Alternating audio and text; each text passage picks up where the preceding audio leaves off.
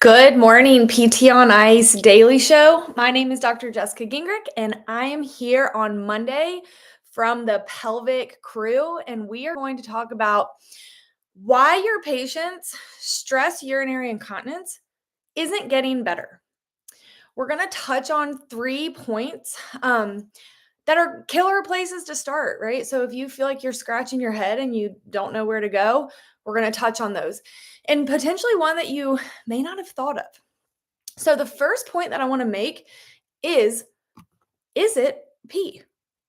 Do they know that what they're experiencing is actually leakage? Other things that it may be could be sweat, and it could also be discharge. And so how can you find out if it's actually urine or not? There's a couple different ways. One of which is they can smell it, which to some people sounds like, ugh, gross, whatever, but it's their own. And so you can ask them to smell it. The other thing is they may genuinely just be like, no, I know that it's pee. I felt it come out. I know. And if they really have no idea, and believe me, I've been in this situation multiple times, is you can have them take an over-the-counter azo pill that is typically used to treat symptoms of urinary tract infection, and it will turn their pee bright orange.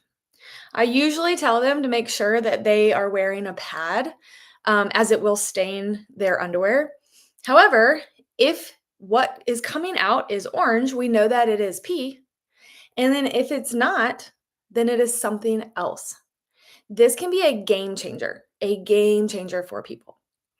Now, let's just say that we've established that it is actually urine. Now we want to know, when are they experiencing it? And as detailed as you possibly can get is going to help you. So when they cough, sneeze, or laugh, are they experiencing it when they're simply just like walking around their house? Or is it when they're lifting a certain percentage of their 1 rep max? It may even be things like impact, so running or jumping. Getting a detailed understanding of when they are leaking is going to really help guide your clinical decision making.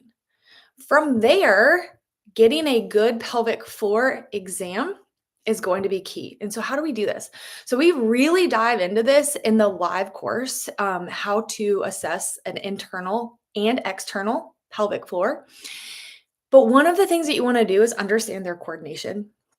So, what do we mean by coordination? Are they able to squeeze and lift, which we talk about as being the attic? And are they able to essentially let go and get down to the basement where they're relaxed? And then understanding what that range of motion looks like. Everyone's range of motion is going to likely be different. However, where do they fall on that scale, and what are they doing during those specific tasks with their pelvic floor?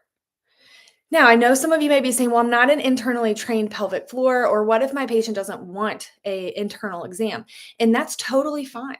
So you can do this with an external visual exam, or you can also do this with just palpation.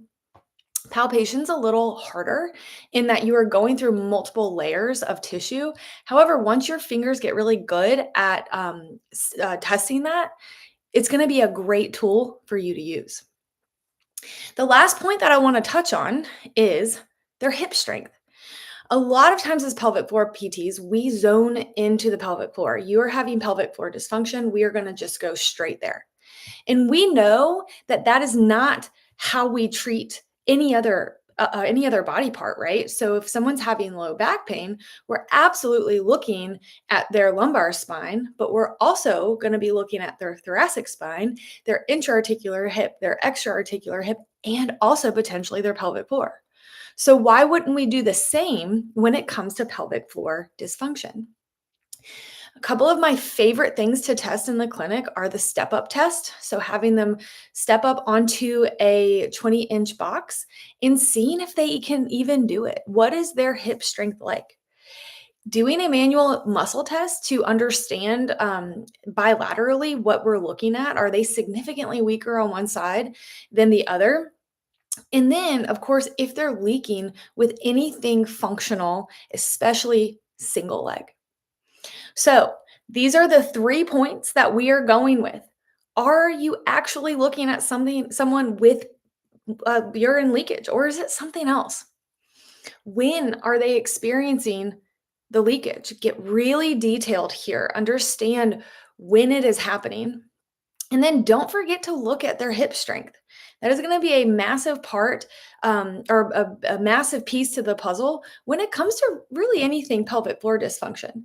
But we don't want to forget overall general strength. Now, over here at ICE, we have a lot of really cool things coming up into the work. So if you guys are interested in looking at some of this new stuff that we're getting into, head over to ptonice.com and take a quick look at what we've got coming up. Have a great Monday.